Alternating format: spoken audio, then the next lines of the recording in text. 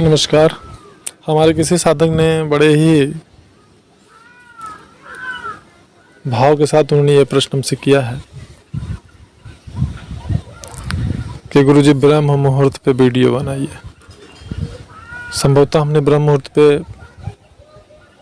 Video या जानकारी प्रकाशित कर रखा है, फिर भी हम उनके रिक्वेस्ट पर ये वीडियो बना रहे हैं। लास्ट तक बने रहें। तो सबसे पहले तो ये समझ लीजिए कि ब्रह्म मुहूर्त किस नज़रिए से हमारे लिए लाभप्रद है।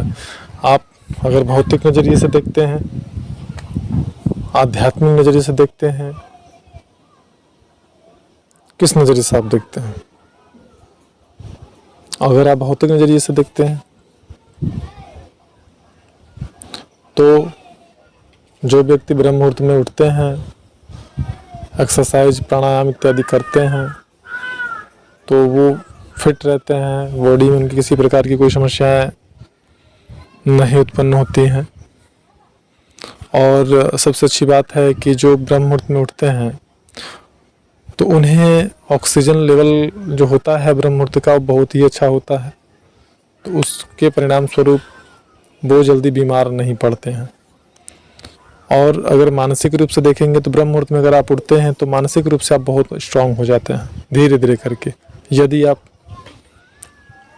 कोई एक्सरसाइज इत्यादि करते हैं या ध्यान इत्यादि मेडिटेशन इत्यादि करते हैं, प्राणायाम वगैरह, तो भी आप मानसिक रूप से बहुत ही ज़्यादा मजबूत हो जाते हैं।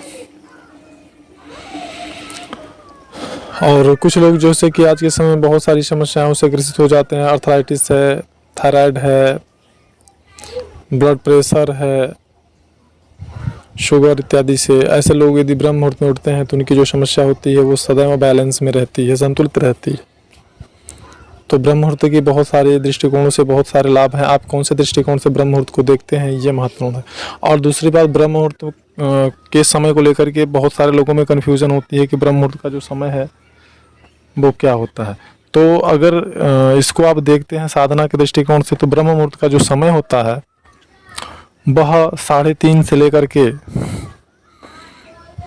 5:30 तक होता है मुख्यतः, लेकिन उसको 6 तक लोग मानते हैं। कब? जबकि आप अगर आप 3:30 से बैठ गए, 3:30 पर आपने साधना पे आप बैठे हुए हैं और लगातार आप 6 तक कर रहे हैं, तो आपका जो भी साधना का समय सीमा है वो पूरा का पूरा ब्रह्म मुहूर्त ही माना जाएगा। और ऐसा माना भी जाता है कि जिस भी साधना को हम ब्रह्म मुहूर्त में करते हैं उसमें हमको 100% सफलता मिलती है।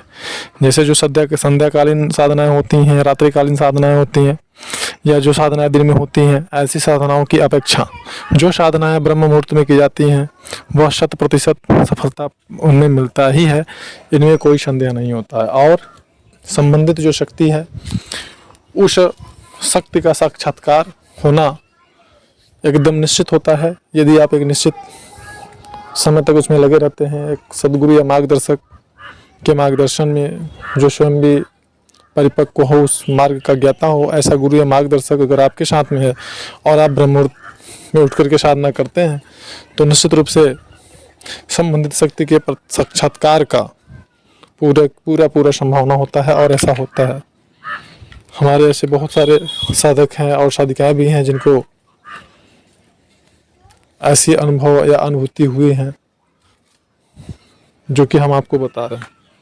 और हम जो भी बताते हैं प्रामाणिकता उसकी रहती है, हम स्वयं भी बताते हैं। और हमारे जो साधक या साधिकाओं के जो अनुभव इत्यादि होते हैं वो भी हमारे चैनल पे पड़े हुए हैं, उन्हें भी सुना जा सकता है, देखा जा सकता है। तो वैसे तो ब्रह्म मुहूर्त बहुत सारे मायनों में बहुत ही महत्वपूर्ण होता है। और ऐसा मानते हैं कि अगर कोई साधक है, साधना करने वाला, लगातार वो साधना करता है कठोरता के साथ में, और अगर ब्रह्म मुहूर्त में वो कोई प्रार्थना करता है तो वो प्रार्थना उसकी ज़रूर कबूल होती है, ज़रूर स्वीकार होती है और वो उसकी मनोकामना ज़रूर पूरी होती है। और दूसरी बात यह है कि जब आप ब्रह्म मुहूर्त में जो विद्यार्थी होते हैं, पढ़ने वाले, अगर वो ब्रह्म मुहूर्त में पढ़ाई करते हैं, उनका नियमित दिनचर्या होता है, ब्रह्म मुहूर्त में अगर वो कोई भी चीज़ अगर उनको याद करना है, कोई भी सब्जेक्ट है, तो वो बड़े जल्दी उनको याद होता है, क्योंकि वो जो वातावरण होता है वो बहुत ही शांत होता है। और हमारा जो मस्तिष्क होता है उसको पर्याप्त मात्रा में ऑक्सीजन प्राप्त होता रहता है, जिसके परिणाम स्वरूप हमें कोई भी चीज़ जो हम याद करते हैं, पढ़ते हैं, तो वो बड़े जल्दी हमको हमारी मेमोरी में वो सेव हो जाता है। आजकल वैसे भी जो वृक्ष हैं, पेड़ हैं, इनकी बहुत ज़्यादा इनका कटाव हो रहा है, लेकिन इनका रोपाव नहीं हो रहा, जिसके परिणाम स्वरूप ऑक्सीजन की जो मात्रा है वो दिन प्रतिदिन ऑक्सीजन लेवल कम होता जा रहा है। बहुत सारे अभियान सरकारों द्वारा, एनजीओ द्वारा चलाए जा रहे हैं, लेकिन यह ऑक्सीजन की जो मात्रा है वो संतुलित नहीं हो पा रही है, जिसके परिणाम स्वरूप ऐसा हो रहा है।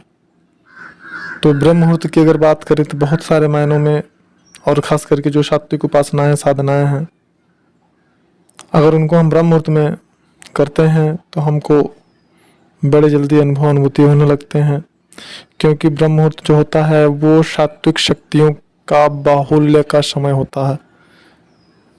उसमें सात्विक शक्तियाँ ही ज़्यादातर हमारे ब्रह्मांड में विचरण करती हैं, और यही कारण है कि जब हम ब्रह्म मुहूर्त में कोई सात्विक उपासना करते हैं तो बड़े जल्दी तीव्र गति से उसमें हमें सफलता भी प्राप्त होती है, और बड़े जल्दी हमको अनुभव और अनुभूतियाँ होने लगती हैं। तो ब्रह्म मुहूर्त बहुत सारे मायनों में महत्वपूर्ण होता है, और इसकी जितनी भी आप इसका वर्णन करें उतना कम है। तो यदि आप कोई भी साधना करते हैं एक सदगुरु या मार्गदर्शक के मार्गदर्शन में, तो आप उसका उस साधना के माध्यम से ब्रह्म मुहूर्त का लाभ आप जरूर लें। यह हमारा सलाह है सभी के लिए। फिर आप अपने साधना में चमत्कार का अनुभव करेंगे।